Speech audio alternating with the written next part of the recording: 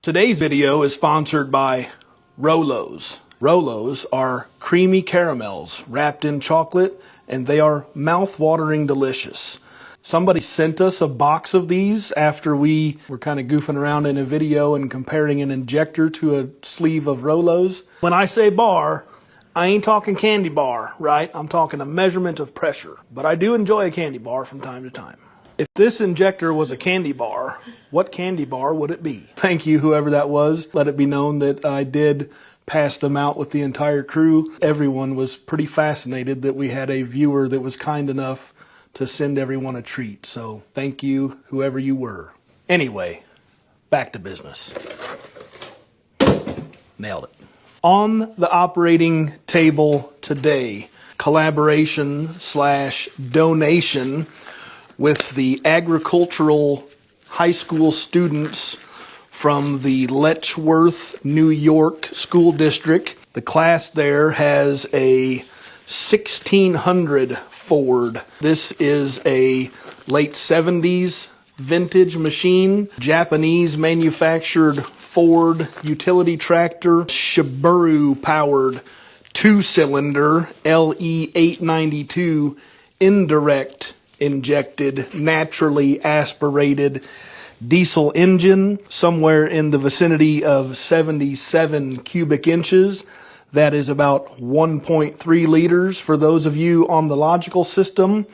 And she's checking in at a whopping 23 horsepower, 2,500 pound tractor. That is what this cute little inline injection pump is off of. The tractor and the usage for this crew and class is part of their farming program. So it pulls and operates a manure spreader, okay? A honey wagon, a turd-hearse, a poop shooter, a shit shuttle, or as we refer to them in Illinois, politicians. The complaint that we got from the instructor of this course was that we have a heavy smoker and a surge while cold. We take pride in helping out with agricultural programs or students who may be interested in the mechanical side of agricultural things or just hands-on blue-collar type stuff. We are going to be donating these repairs to this school and to this class. We would ask maybe of you if you could give us a thumbs up or drop us a comment. Perhaps we could get this video to take off a little bit, and maybe some of those few pennies we get from YouTube would help offset the expense, right? Maybe we can all kick in a little bit, and we would only ask you of a subscription or a share or a comment. Doesn't cost you a thing. All right, so what is it? A 2-cylinder inline injection pump. Very similar to what you have seen us do before, conceptually, functionally, the same as what we refer to as an A pump or an M&W or a P pump. They're all kind of crudely and roughly the same. Engine driven here at half of engine speed. For every 2 revolutions of the crankshaft, 1 revolution of the camshaft, 1 revolution of the injection pump. In the backside of this pump, in this area, we're going to see flyweights. As the engine speeds up, the flyweights and centrifugal force cause them to open, and then they pull on some levers and linkages, and magic happens, and there is a rack inside of this pump that moves back and forth based on the calculations in the governor, and it operates on the segments inside of the barrel and plungers, and it fluctuates the amount of fuel that gets delivered from the pump to the injector. 77 cubic inches, 23 horsepower. This thing might be making a fuel delivery of 30 cc's or 40 cc's. P-pump on a Dodge pickup might be 150, 175. Pulling pump, 1,000, 1,500 cc's. Smaller pump, smaller application, lower horsepower, conceptually the same, just scaled down. Very similar, right? This is oil supply to the bottom end of the injection pump for lubrication. Drains back out of the cam driven area here into the sump. We have fuel in here. This is a returnless injection pump, so there is no fuel return circuit. Throttle lever, right? High idle and low idle adjustment screws, and then 2 discharge ports here that connect to 2 injectors through some fuel lines, and these mount into the intake manifold. That is 1,000 feet of the operation of this fuel system, aside from covered in the schmoo. A Diesel Kiki, and it is what we refer to as a K pump, right? We talked about A pump, P pump. This is a K pump, little bitty baby. Diesel Kiki was a manufacturer way back in the day from like the 30s or 40s that operated under a variety of different licenses, some of which I believe were original Bosch licenses, so they were manufacturing under a license. Diesel Kiki went on to be absorbed by Zexel, and then Zexel ultimately by Bosch. So today, what's left for support and subcomponents come through the Bosch distribution network, and Area Diesel Service is a Bosch factory authorized service dealer and distributors. And there's still pretty good support for these components, but effectively today we would know it as a Bosch component. We get the test plan and the parts from the Bosch network. You're going to watch us clean it up, tear it down. We'll throw away the scrap and the gaskets and the seals. We'll take what's left and what's good back up to our technician room. We'll get some new hardware out of the warehouse. We will reassemble this pump. You'll watch us chuck it on a test stand, and we will confirm and verify operation. We will calibrate delivery. This thing will be restored back to factory specification. Similar story on your fuel injector, although a much more simplistic component. These will get cleaned up, torn down, rebuild, recalibrate, right? Corey will be your technician, who you've seen do a number of rotary pumps, also does some inline stuff. These kind of unique little specialty pumps happens to be one of his bread and butters. We are going to write up a work order. We're going to toe tag this so we keep track of whose it is, and we're going to pass it back to the fuel shop and let them work their magic. Again, this will be a donation pump, but we will go ahead and save the time and material, and we will answer the $1 million question. There wasn't much room in the budget at the Letchworth School District for maintenance and repairs on their 1970s Ford 1600, but do not worry, Area Diesel is here to help. Corey here, got this old Diesel Kiki K-pump. As you can see, it's pretty nasty. Has very little fittings on it. This will be your inlet. These will be going to your injectors. And that's your oil in. I'm going to clean it up, wash it, blast it, get it back to my room, and then that's where I'm actually going to tear it down, see what we can find, see what we can learn, hopefully not find anything too drastic. So I'll start off by washing it, and we'll go from there.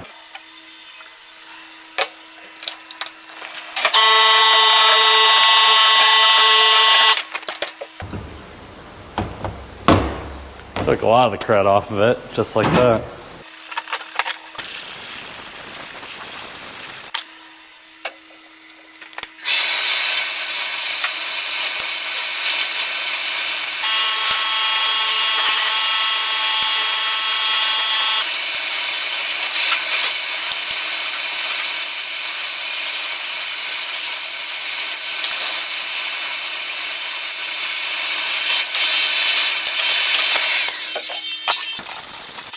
Okay, that looks pretty good. So I'll get this set up in my room and we'll go from there. Kind of like some of the other inlines. This is basically the governor side. We have governor side here, and this would be your actual pump side if it was a split housing pump. I'm gonna start here at the back of the pump, see what we can find. All these bolts are probably gonna be about the same length. And there should be a gasket. Thinking about it. Don't think there's going to be a ton of oil in here, but there might be some. We'll either have a mess or it'll be just fine, one of the two. 2 rags down just for safety. Oh yeah, we got a little bit in there.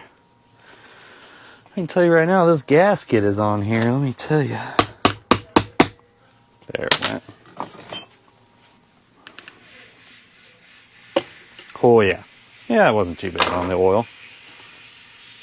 Okay, so we got a spring here. You can see this little bitty dimple right here is the other side of this long peg. And this spring sits on there. So basically what that is this sits on your rack and it's almost kind of like a start spring. It just keeps pressure against the rack so it's not just floating around. We have our weights here,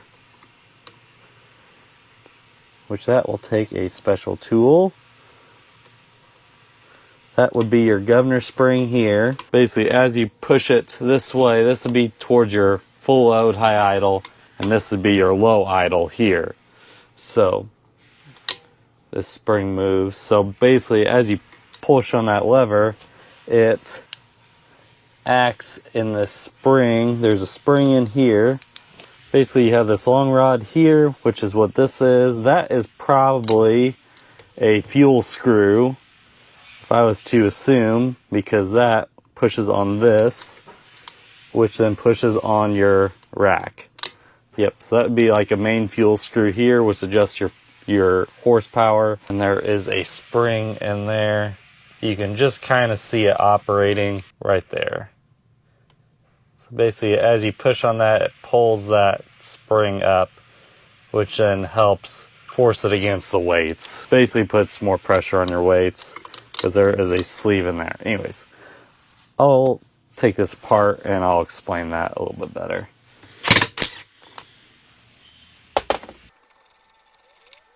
Yep, so that's basically just a solid rod that pushes on this piece here.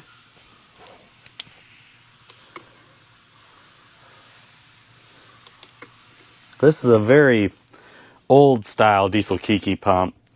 So basically, Diesel Kiki thus then moved to Zexel. Zexel bought them, did whatever.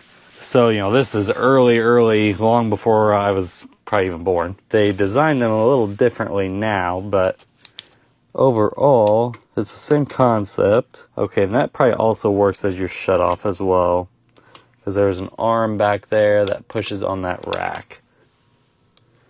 Take your governor spring off.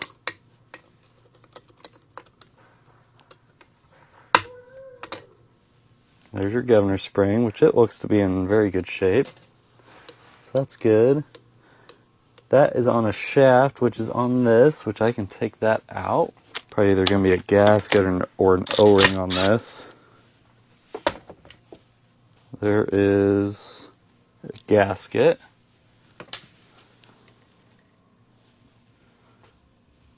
Save that for now. Now pull this shaft out, which it is coming out very easily, which is good. Okay, got our shaft out. So this is riding on there like this. And this little rack follower. Okay, that's basically your fulcrum arm, in a sense, that rides on the shaft. Basically, there's a fulcrum arm way in here that sits on the rack. Get these weights off, which may or may not be a challenge, because it looks a little rusty in here. It looks like it takes a special tool. I will take this throttle shaft off. Okay, so it has been marked right there, so I don't have to worry about that.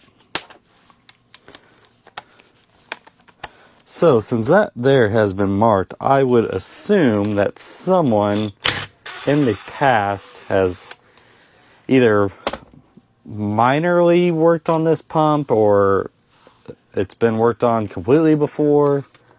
I don't really know. But someone has done something to it because they marked this throttle lever in accordance with the throttle shaft. See if I can get this off. Oh yeah. Okay. So you can see that mark right there. That lines up with a mark on my throttle shaft. There is a shim, 2 shims, but these are basically just spacer shims. Oh wow, okay, see there? There is actually 4 shims there. I'll have to remember that. So now, then basically once I get this rack out, then I believe I can get to this throttle shaft because it is held on there by 2 screws on the top of that, which I can't get to at this particular angle. This is probably like an oil inlet, which that is either really stripped out or bent. That's interesting. That screw there is very bent, which is kind of nerve-wracking. Get this out, get this gasket out without hurting the housing. Got it. Pitch that. Now, how's the housing? Housing looks okay. Okay, so that's good. I can get a new bolt. That's no problem. I don't really know why that's bent. I'll put a new one in it, the one that's not bent. You can kind of see how that thing, if this pump wasn't so dang dark, you might actually be able to see something. So this is your rack here.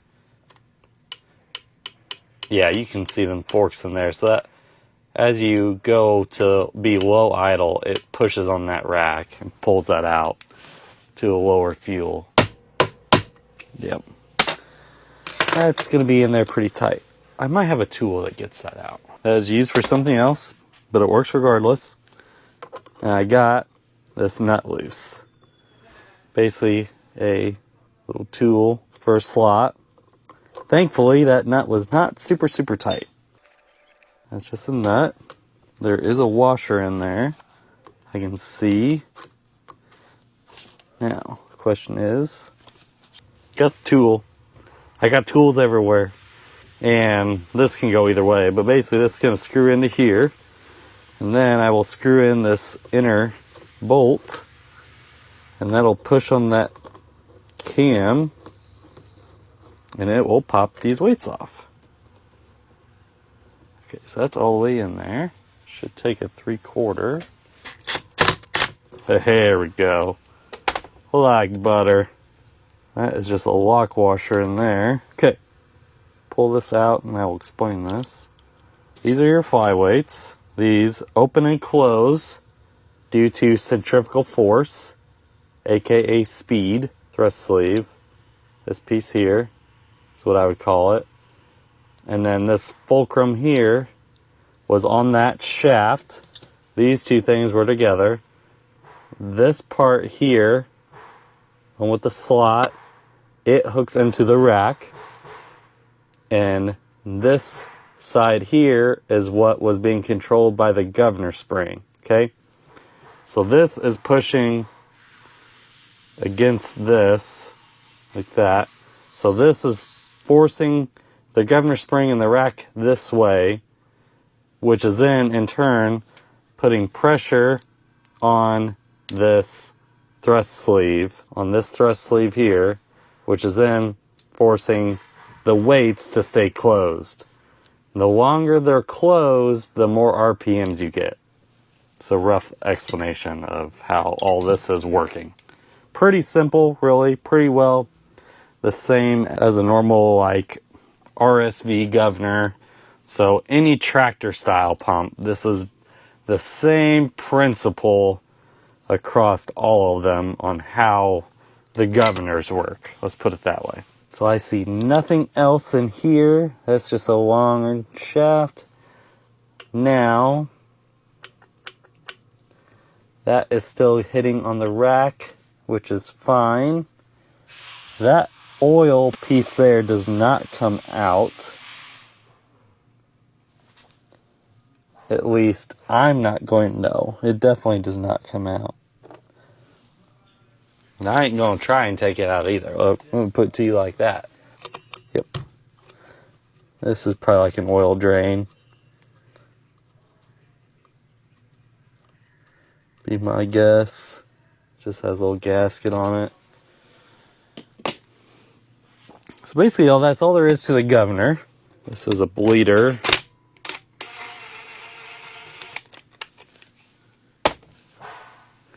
Basically just a plug, and this inner part here is a bleeder for your fuel.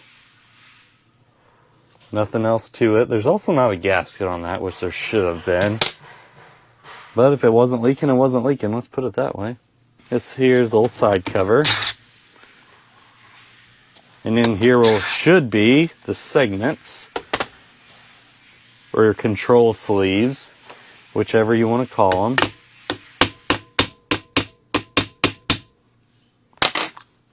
Probably is a gasket, yep. Looks almost like a cork gasket. Yep, definitely a cork gasket. It's getting replaced, regardless. So, this piece here,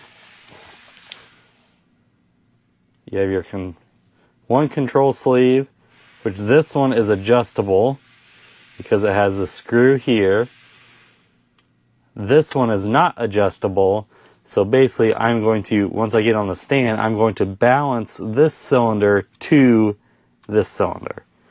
Both of them should have timing marks in relation to like a blind tooth or something on how they line up with the rack. We will cross that bridge when we get there. Also, I will have to figure out a way to hold up these tappets so that way I can get the cam out.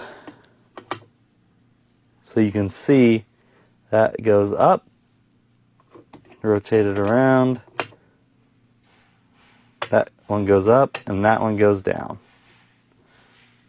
Again, just like all inlines, that's how they all operate.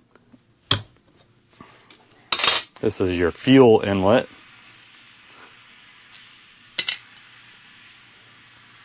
Again, there's only one gasket on it. Apparently, whoever did this before couldn't afford very many gaskets. Got the tools situated out. So now I'm going to take off this back bearing plate. And then I'm going to tap the cam out. And hopefully everything will go according to plan.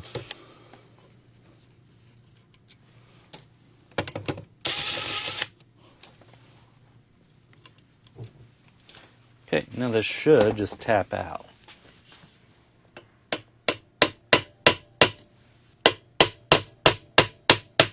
There it goes. Make sure them tools don't pop out. Oh yeah. Ta-da! There's your cam. Here's your bearing plate. There's a seal on there. And my nut. Here. There we go. Okay. So in here you got your drive shaft seal, cam seal. It's basically just a lip seal that keeps your oil in from getting into the fuel. And this one actually has a separate bearing race for this inner cam bearing, which both of these are ball bearings, which is not uncommon. However, this one here, it's worn out. It has way too much play in it. Really, both of them have got some play in there. So I'm gonna try. I should be able to. It almost looks like this back one is maybe a shade bigger than this front one. I don't know. I'll have to measure them later. But has a separate bearing race. Actually came with it. It basically just sits against there. So that's kind of different. A lot of times they'll use a different bearing. They'll use more of a roller bearing. The cam itself isn't perfect. There's pits there. There's pits here. And it has a little bit of wear there on this, where the lip seal was, but I don't know. It very well might do just fine. Got the seal out of the bearing plate. No big deal there. Now there is no gasket and there is no shim. A lot of times they'll have like a shim there that will give you your spacing, but this one did not have it. There's two brass plugs here that I'm just going to drive out with the socket. Okay, no problems there. Pluck these out. It's two little, kind of like a freeze plug almost. Now, I'll stick a screwdriver in here and get these tools out.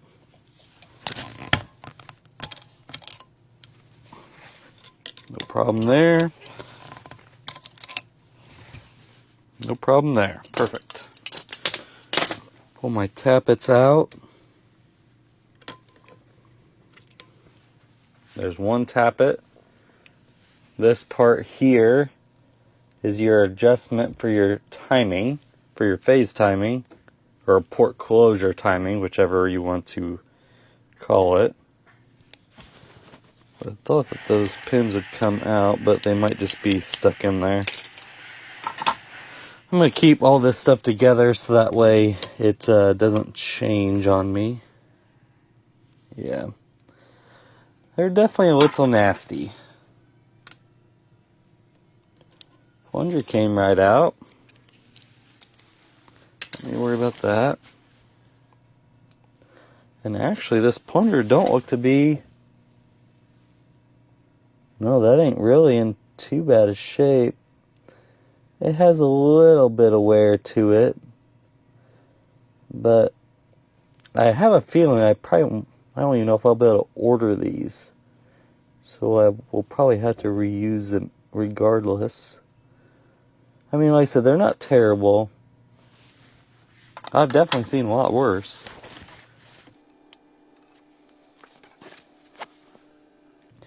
Yeah, it has just a little bit of wear there. So these springs basically, they just slip out in the upper spring seat. Yeah, see, I got things stuck to it. That's no problem. The springs don't look too bad. They don't look rusty.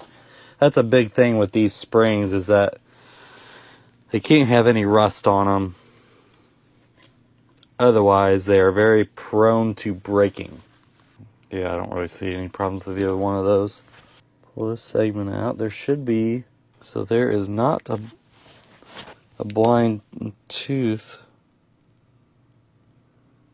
or a timing mark of any sort. That could be dangerous. Okay, so there's a blind tooth. Okay, I understand. There is a blind tooth on the rack. So, if I can get this out, I could show you. It's thinking about it. There we go. So you can see kind of right there in the middle, there's a blind tooth. This, yeah, because there's no other marks.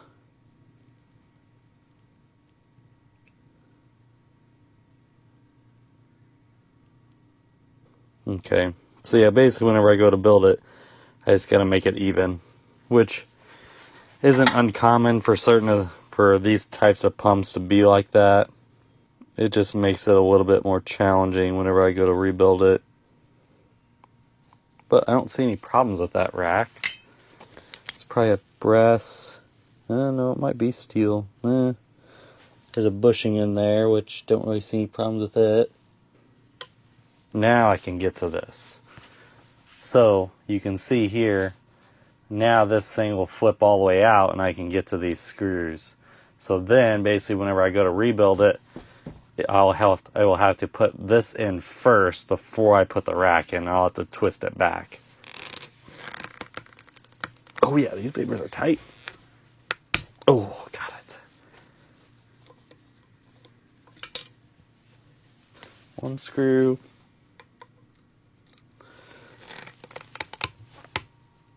Jesus. Got it. And then it all falls down. And I would say it's threaded all the way through, so you could honestly flip that around and it's not going to cause any problems. Now, I'm assuming that it has an O-ring here. Yep, perfect. So here's the shaft. Right here is the O-ring. Okay, no problems there. The housing looks decent. It has a little bit of an O-ring groove in there from the wear, but nothing that really frightens me.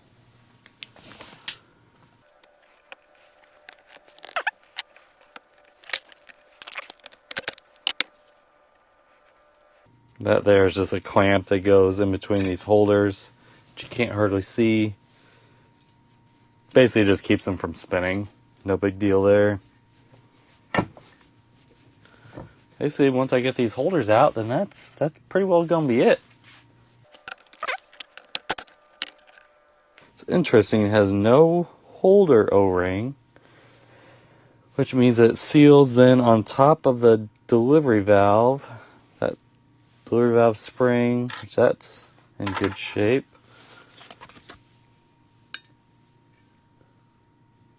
The delivery valve stem has a little bit of wear.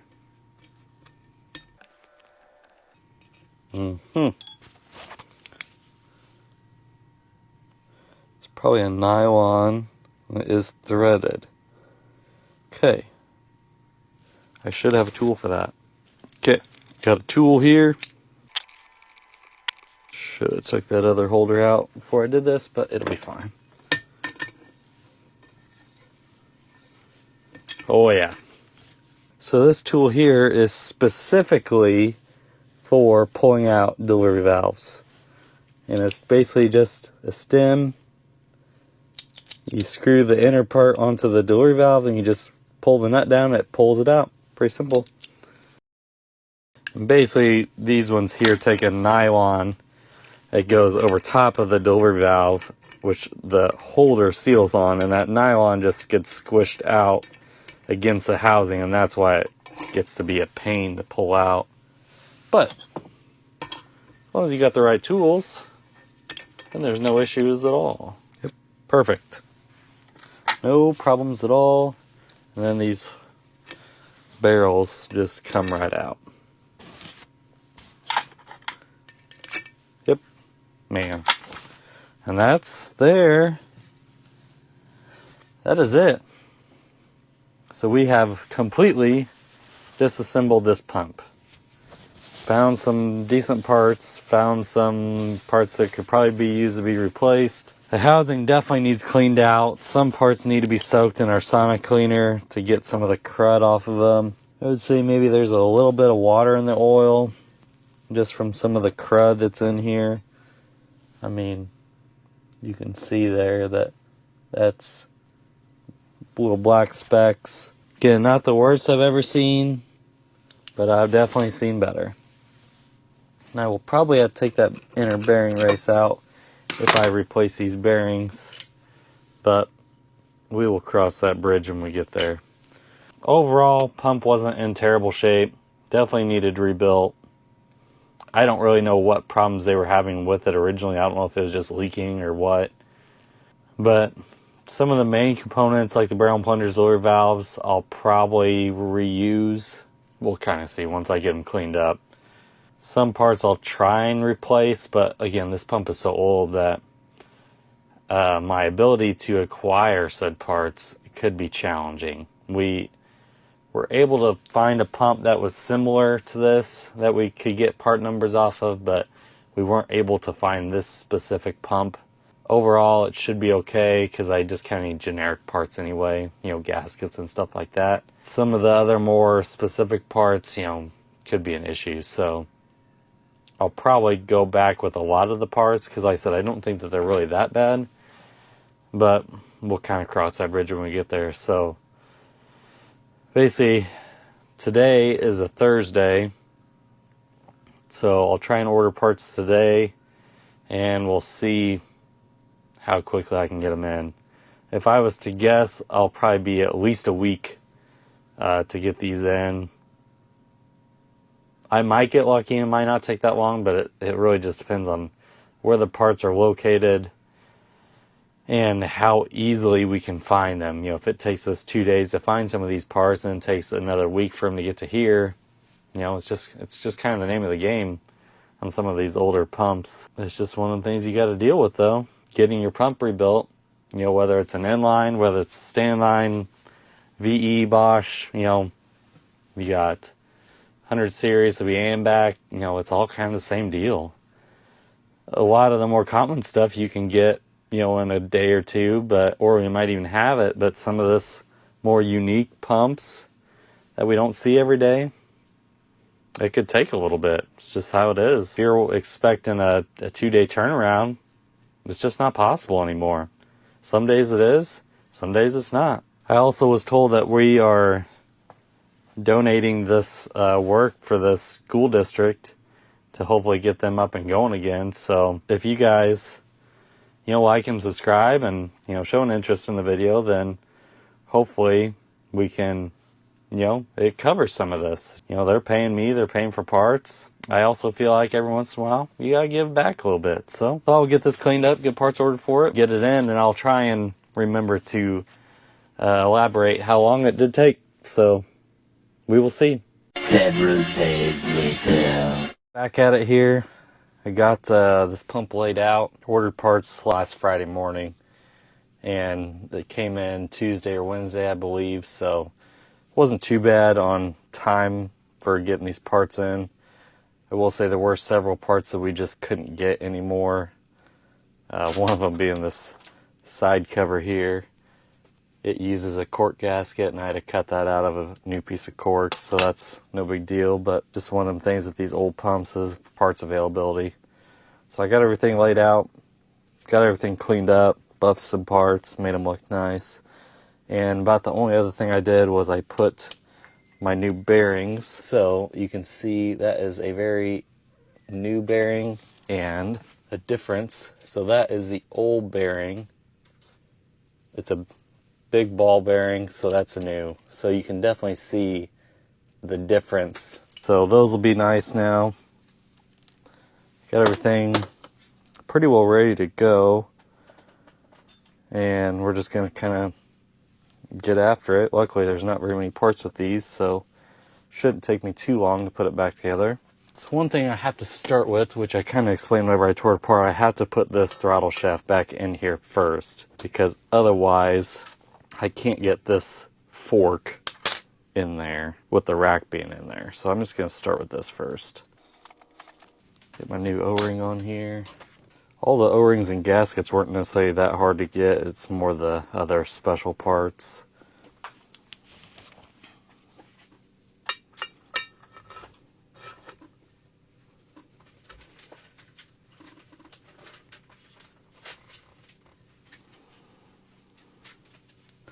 Okay, so this goes here like this. Got my screws laid out here. There they are. That started nice and easy.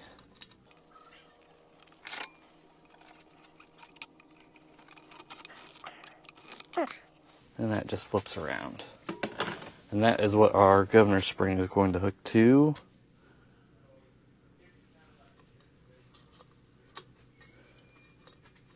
Just like that. So with that, we'll just put this throttle shaft back on here while I'm at it. We did mark this before, so I do know where this is supposed to go back on at. If I can't spread this out a little bit. Nope.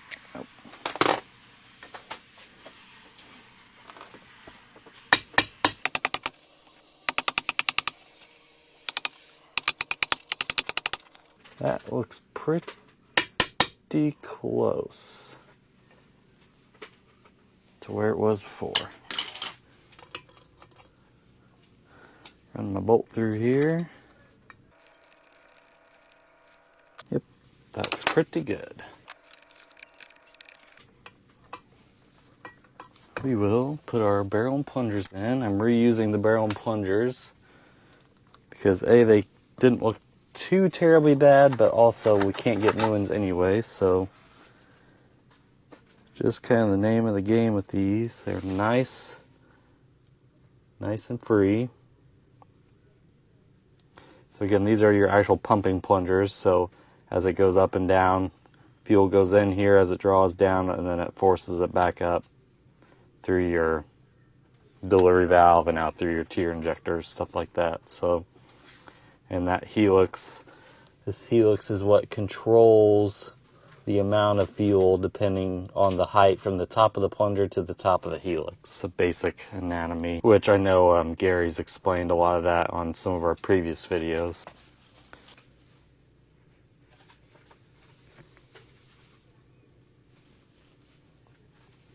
Now I have to line this barrel up with the pin and the housing. There we go. Otherwise, if you don't line that up, then it'll blow that pin through the bottom of the housing, and that is no good. That's nice and free.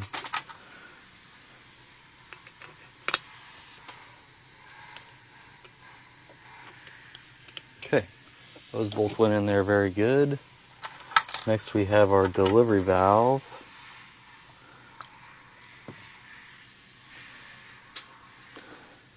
Which, if you remember, we had to pull these out with that special tool because these plastic nylons were holding it in, which these are brand new.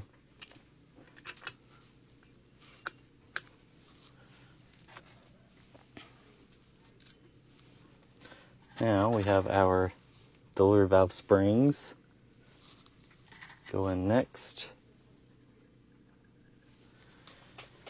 And now our holders. These holders do not get O-rings because they seal with those nylons. These just get torqued in. All I really did to these is just buff them, make them look a little nicer.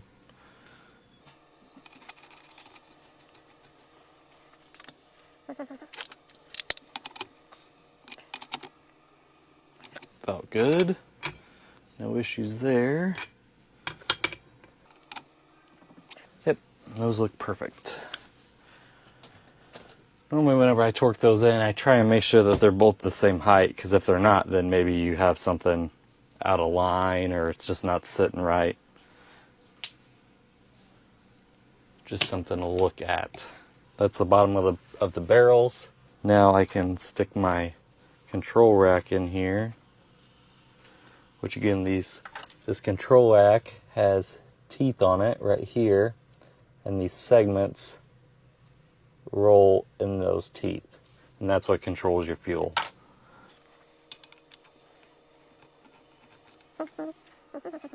It's also very important that that rack is completely free as well. So that feels good. There's no timing tooth on these. Basically that means that then you have to get this segment in the middle, which can be a little bit of a challenge sometimes. I think I need to turn it some more.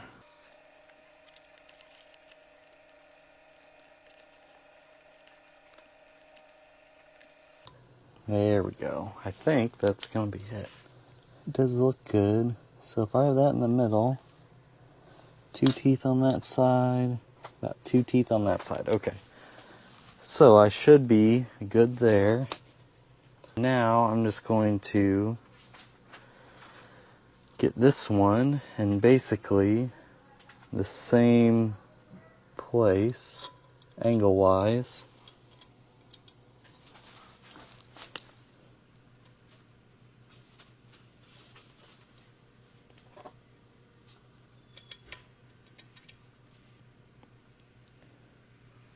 That looks pretty good. I might be 1 tooth off, but it looks pretty close. So got 1 tooth over on that side. Okay, yeah, see, that's not right.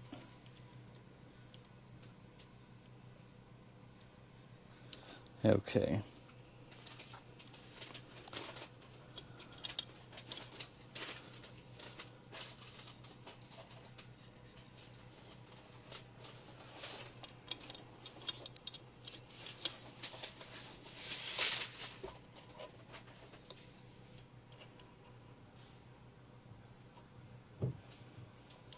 Luckily, if push comes to shove, I can always adjust these on the stand as well.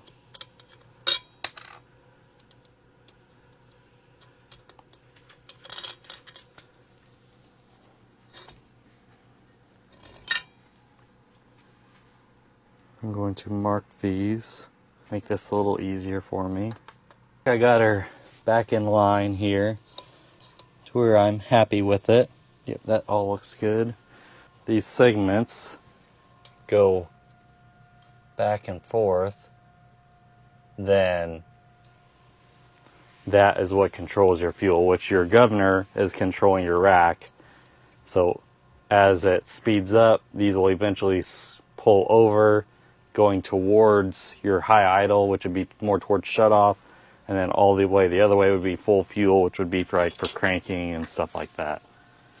And that changes dependent on your speed.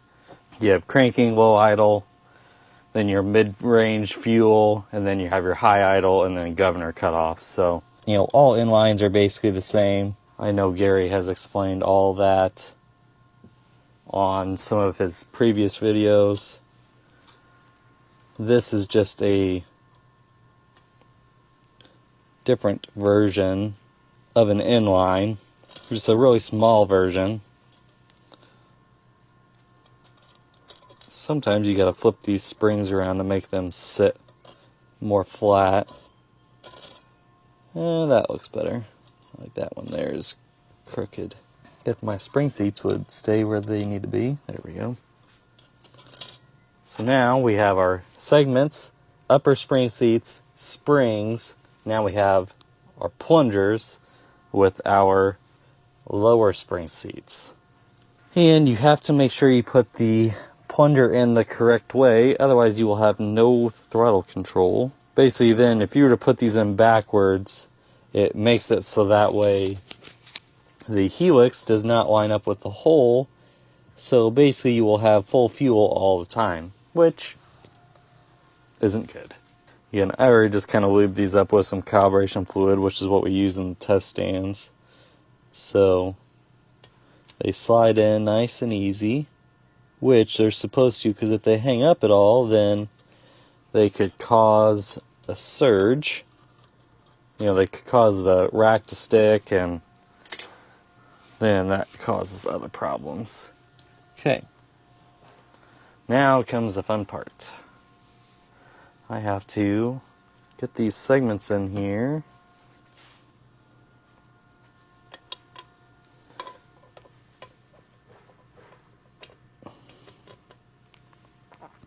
Then I will have to line up those plungers with the segments, or control sleeves. That's what some people will call them. That's probably the actual technical term. We also just call them segments as well. Control segments. These tappets, which is what I'm putting in now, tappets and rollers, these are also what somewhat control your injection timing per cylinder. So, a little fun fact about myself, before I started doing stand-in pumps and Delphi pumps, I did inlines. So I did those for a couple, 3 years. Spring going up and down, and then that pushes that plunger through that control sleeve. Anyways, so I used to do inlines, and then the guy that was doing stand-on pumps was going to retire, so then I decided to try stand-on pumps out, which I probably prefer a little bit over inlines, but I don't mind doing these every once in a while. Now I got to push those down while I stick these holders up. So these tools here hold that tappet down so I can get the cam in from the front. Hold your breath, right? Don't stick your face in front of the tappets, just in case it lets loose. But as of right now, it's holding. It just has to hold long enough for me to get the cam in. Once that happens, then it can pop out. Okay. Alright, we'll loop up these bearings a little bit. These are brand, like I said, these are brand new bearings. Now stick my cam in.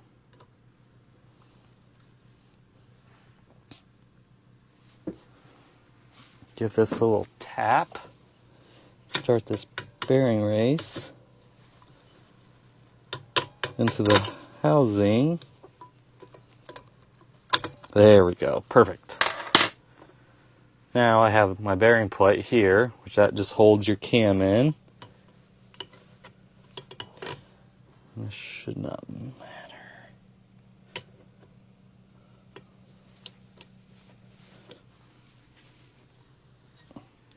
One thing I like to do whenever I lay something out, I also like to lay my bolts out and kind of where they're going to go. So like these 3 bolts here are my bearing plate bolts. I have my governor cover bolts, and I have like I had my throttle lever bolts, you know, stuff like that. It just makes it easier whenever you go to put stuff together like this.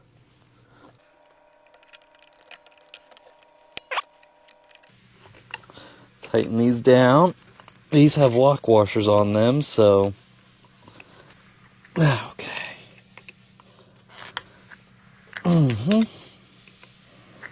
Okay. Now we can, oh yeah. Got very little in play, which is good. Spins nice and free in there. Perfect. Now I will take this tool out here. Slowly let it go. Perfect. Spin that around. Let that one go. Perfect. Exactly how that's supposed to go. All that seems to be working correctly.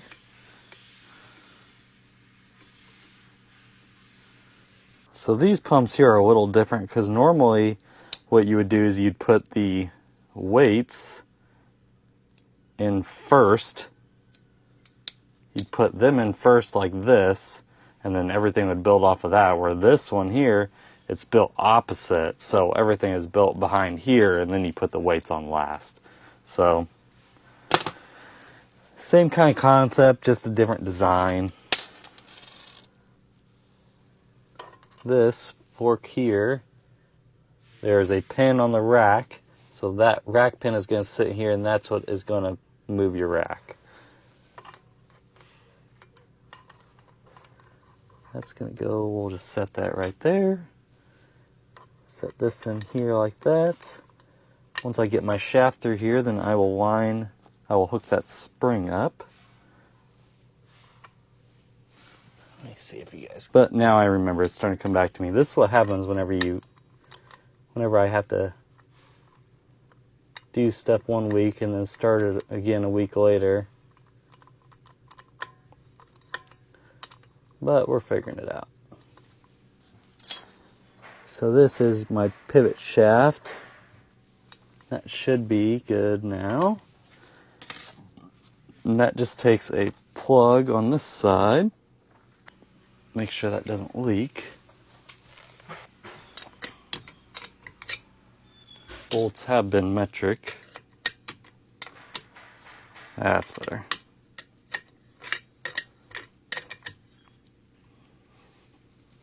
Okay.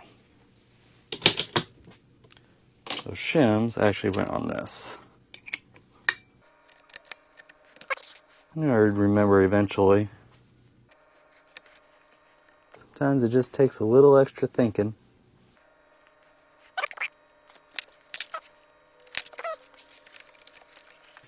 And those shims basically just take out any end play in that shaft.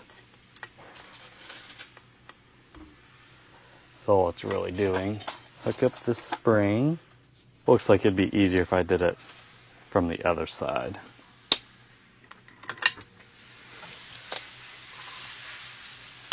That out.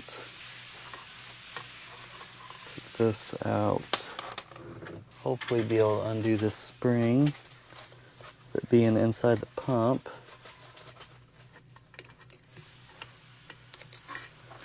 I don't really want to take all that apart. No, I should be able to get it.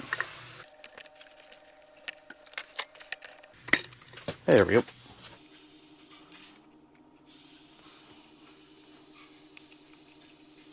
Ah, there we go. Now we're back in business. Make sure that's all hooked up. Let's pull that out of the way for the minute. Put this back in there. Put my shaft back through.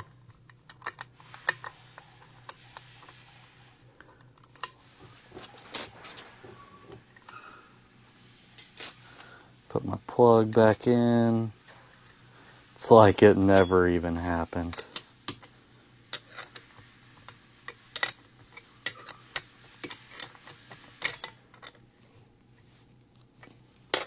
Now, grab onto this spring.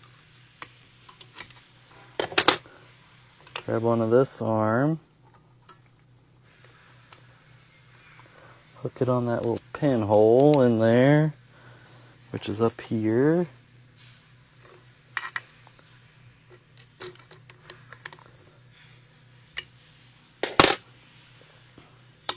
Just like that. Okay. So now that is the full load position. So that then we will screw, once this goes back in, so this is your max fuel adjuster right here. So as that rod contacts that arm right there, that is what controls how much travel the rack can move. We're getting real close. So this here is our thrust sleeve, I guess, if that's what you want to call it. It sits inside the weights, sits inside of here, and that's what actually pushes on that inner piece in there. Then we will slip weights on there. That all looks good. Yep, perfect. So, yeah, you can kind of see in there. So you can kind of see everything that's happening. Governor spring pulls on that. Your thrust sleeve sits inside your weights, and it runs on them two rollers that are in there. So it pushes on them rollers, which then activates all your governor. Put just a little bit of Loctite on that, just so those weights don't come loose. Lock washer, grab my nut, thread it on there. I got a different tool this time, so hopefully this one will work better than the one I originally used. That looks like it's gonna work. Let's try and tighten this on here.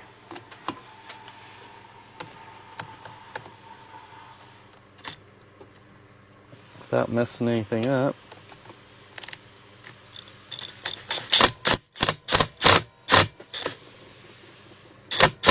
Okay, I'm happy with that. So everything there looks good. This here is just a oil plug. You have an oil fill here at the top. This is a bolt that was bent, so probably actually go try and find a new bolt for that.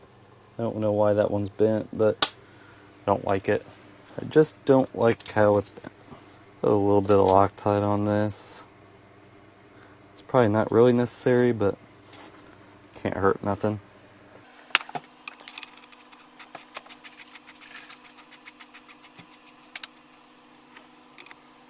Okay.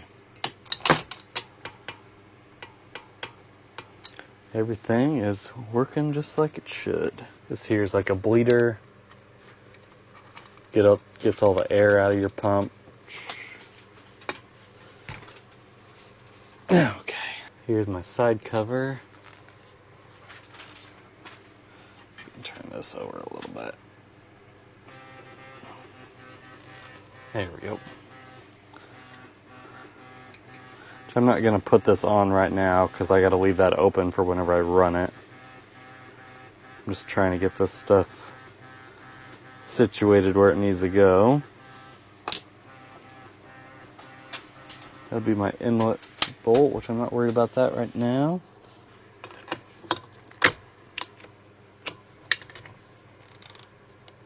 There we go. That worked. Had to get my front nut off. This here is a little washer for my start spring. So this goes on the rack. That goes there. That goes there. And then this just sits on here like this. Nope, that's got to stay on there.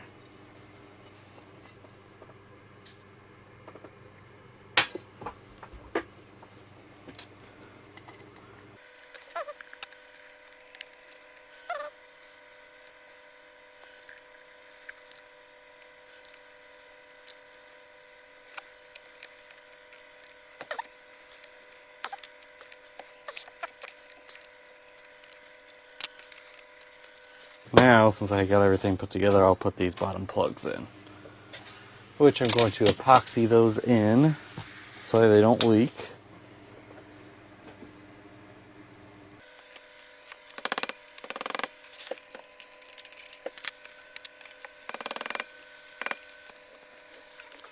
Now just got this last seal.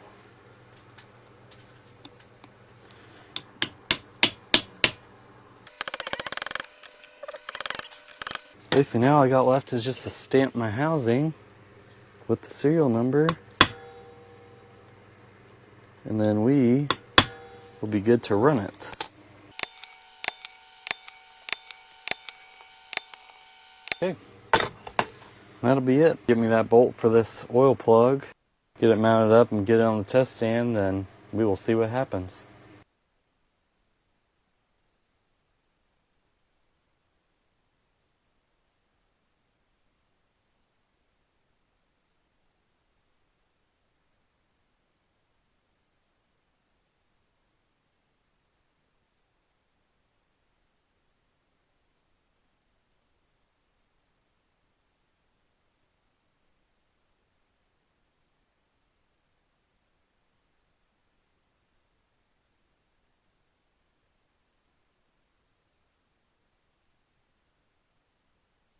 Okay, so I got it hooked up to the stand here. We're gonna see if it'll pop off these injectors with phase timing. If not, we'd have to take them stems out of them delivery valves, which we may or may not do. So we'll kind of see what happens, and then it'll be a real short test. We basically only have 2 fuel specs and making sure that the RPMs are right, and it is gonna be hopefully pretty simple. Let me give that just another little snug. Is that touching that? No. Yeah, let me, there we go.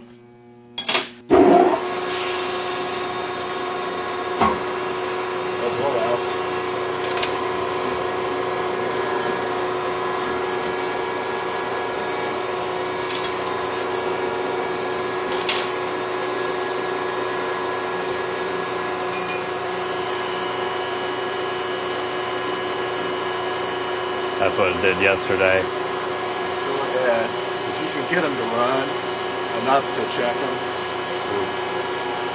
Start with that one down, going up just like that.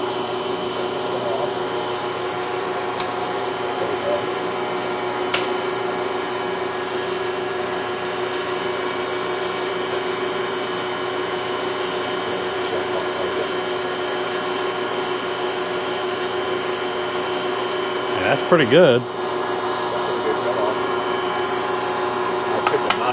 Yeah, that's what I'm gonna do.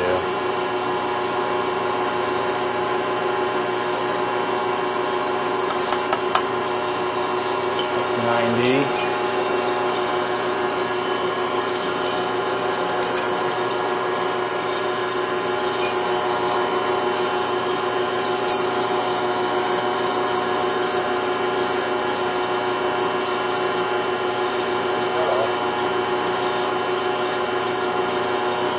Spot on.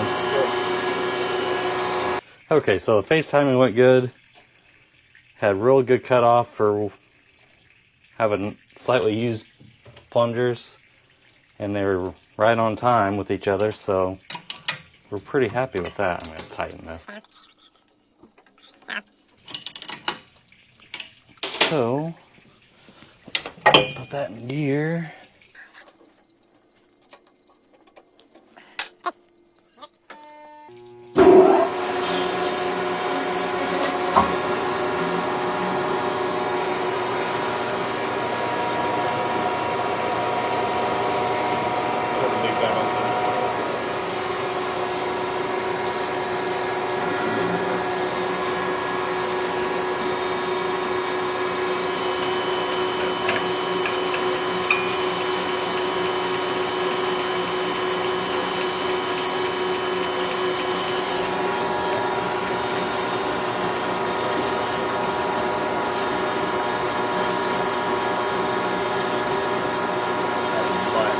Yeah.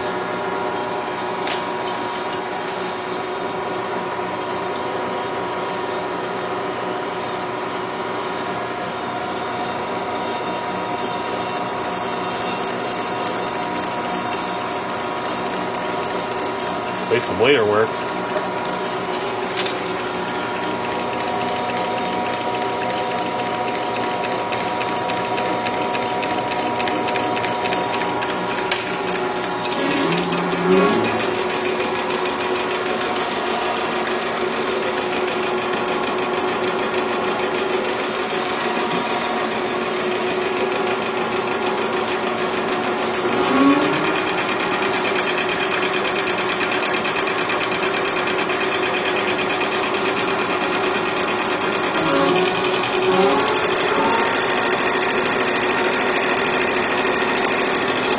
I don't see any leaks out of here, so nylons are sealing. This pump, well, I got one, two gaskets. Yeah.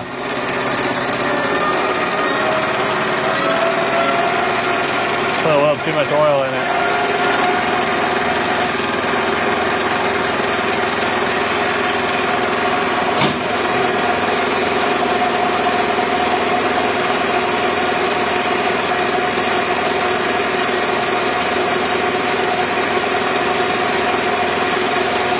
Definitely off.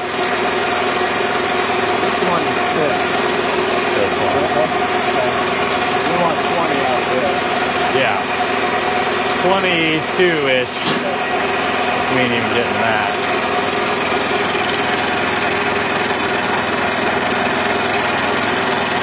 So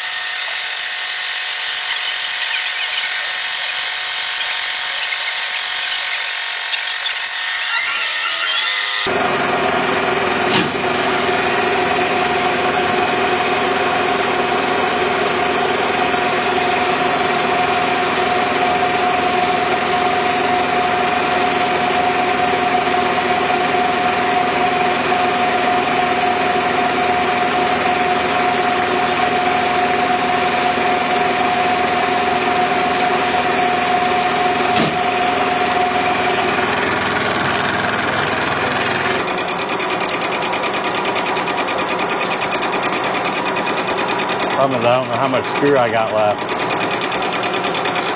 I don't think I got a whole lot left.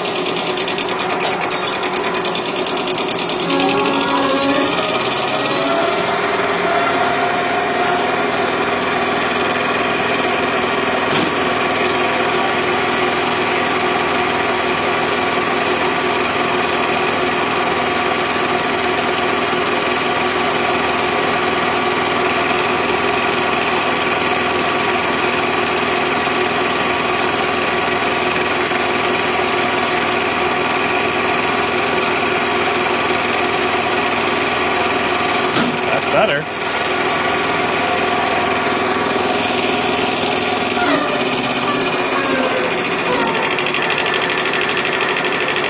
I mean, right there is about middle of the spec. So I'll just now just adjust that one to make it level with that one. Well, we just need to make sure being like the phones have to be on. Yeah. It might not get cut off, so we kind of need to just Yeah. right that so you guys see the good color cut off.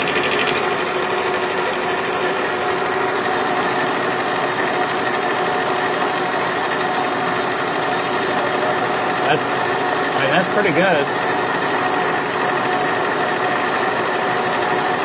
Not really dripping at all.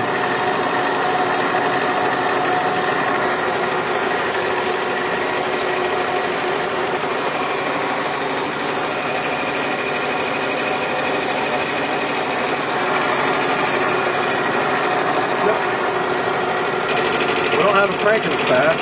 No. It's got a cranking spring though, a start spring on Yeah. it. So, just for imagination, like we're 44, we're down to 100, 200. 200.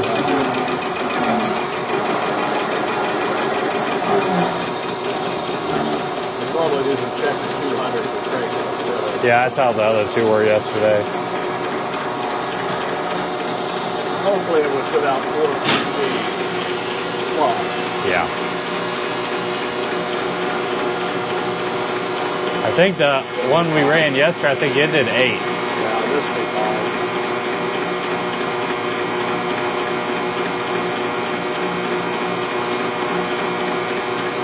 Again, that just tells me that the segments, if they was like too far to the shut-off side, Yeah. might not have enough to get Right. line. Fuck you, baby. 6. Yeah, that's fine. Yep, let me balance it, send it out. Yep. Basically now, I got my 1 cylinder set, I got my fuel set, so now I just have to balance my number 2 cylinder to my number 1 cylinder.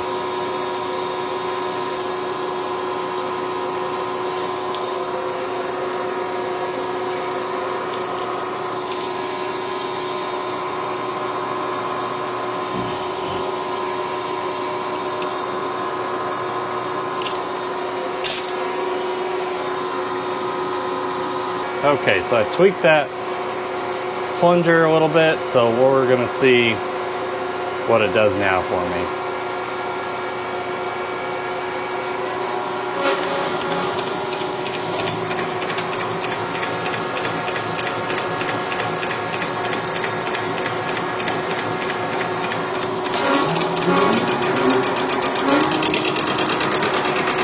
Okay, let's see what happens.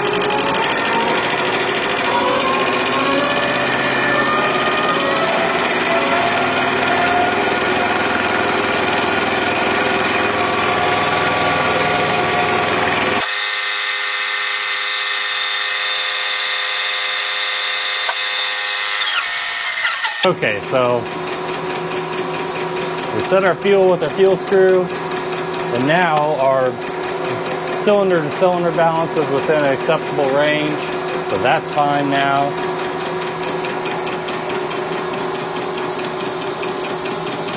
So now basically we already checked cranking before and it was fine, which I'm going to write that down. 200, we're at 666. Now I'm just going to go up and check my governor action, make sure that that's going to work right. And other than that, that's basically all we got on this pump. And once I get done, I'm going to re-torque these just to make sure that they stay. Because with those nylon washers, they can sometimes come loose on you.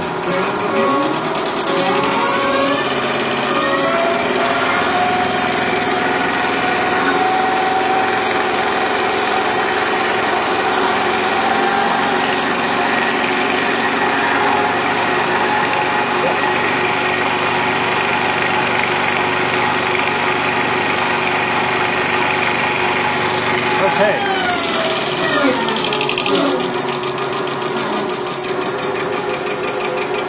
Check my shut off.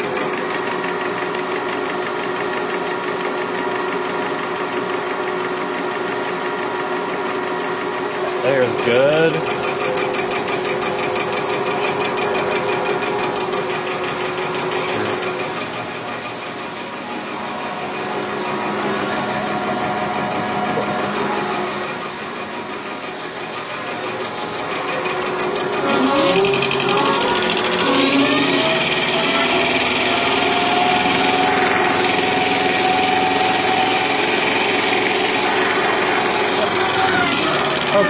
So my governor is working perfect.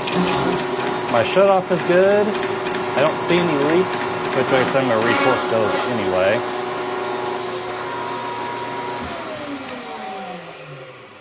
I set my fuel to the spec, so it is now good. So honestly, I'm pretty happy with it. I'll take this loose. Luckily on this pump here, there really wasn't very many tests to do.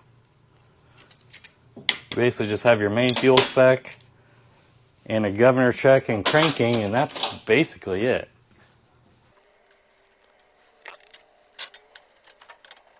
Recheck my torque.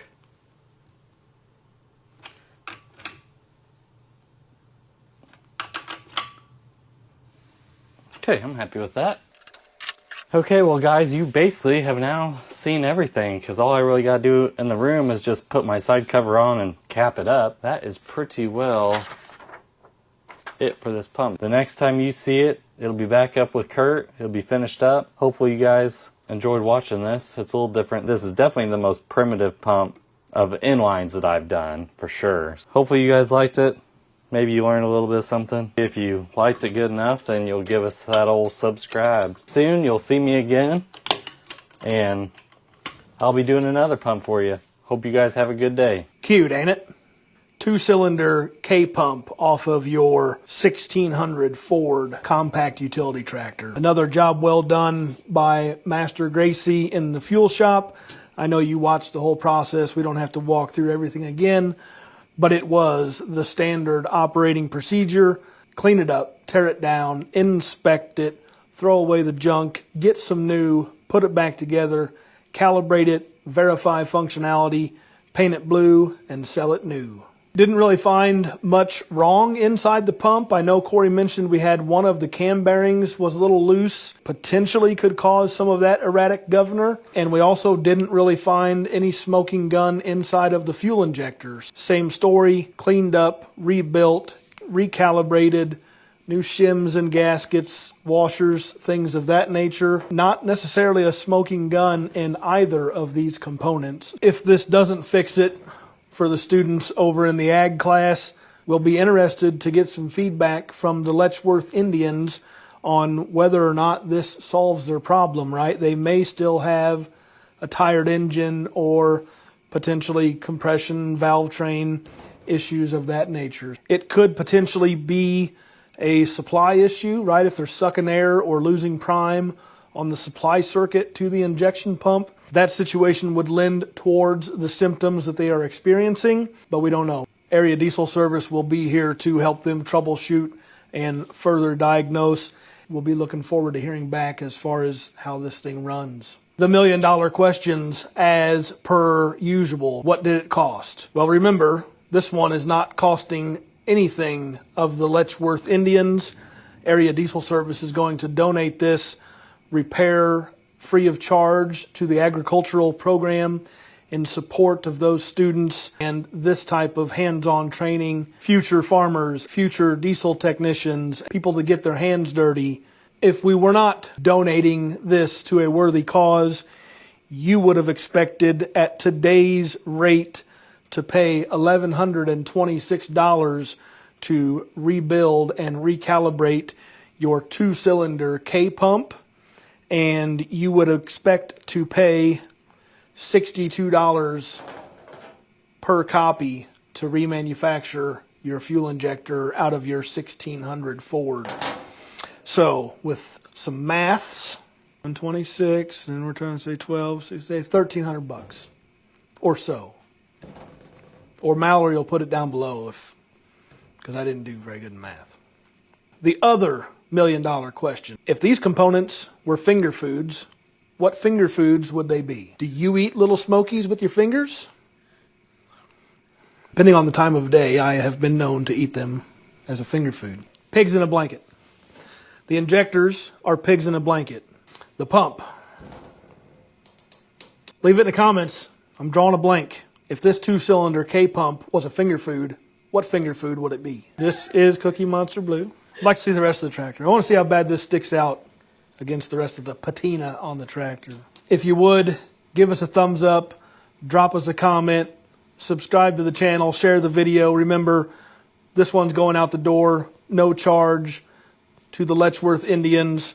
Our contribution to their program and their district and their school and their students. So help us recover some of that with a comment or a thumbs up. If you need something, please don't hesitate to reach out and let us know. We would love an opportunity to earn your business. We are diesel fuel injection and turbocharger specialists, and we provide both repair service and just regular old parts distribution for all of these and many other diesel engine components. If you do reach out and let us know that you learned of us through our efforts on YouTube, we'll be sure to throw you some swag. We're going to throw the students at Letchworth some swag, package of area diesel mechanics gloves that they can fight over. We've got different swag at different times, gloves, hats, fender covers, and we've got our first Area Diesel YouTube shirt, and I'm gonna tell you, it's a doozy. To check that out, that's it for now. Thanks for watching.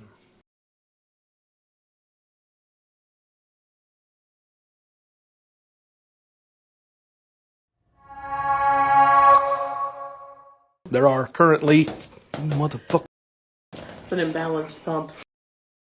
It looks like they might have a cattle dog because I see some gray dog hair on this pump.